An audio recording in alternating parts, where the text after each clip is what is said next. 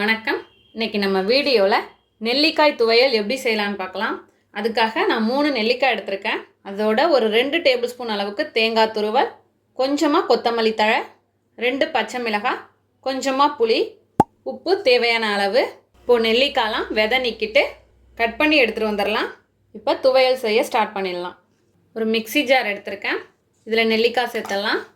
பச்சை மிளகாவை உடைச்சி சேர்த்துக்கிறேன்.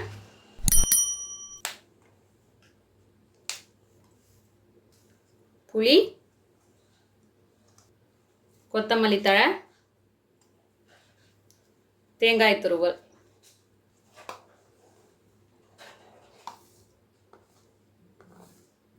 துவையலுக்கு தேவையான அளவு நான் 1/2 டீஸ்பூன் சேர்த்துருக்கேன்.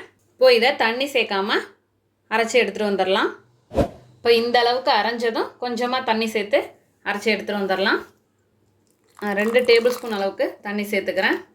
முதல்ல தண்ணி சேர்த்தா அடிச்சிரும். அதனால் இப்போ கொஞ்சம் அரைச்சதும் தண்ணி சேர்த்து பேஸ்ட்டாக அரைச்சி எடுத்துகிட்டு வந்துடலாம்.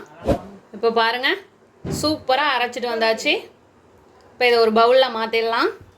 அவ்வளோதான், அருமையான அற்புதமான நெல்லிக்காய் துவையல் தயாராகிடுச்சு. இது நீங்கள் சாதத்தோட, தயிர் சாதத்துக்கு தொட்டுட்டு சாப்பிட்லாம். சூப்பராக இருக்கும்.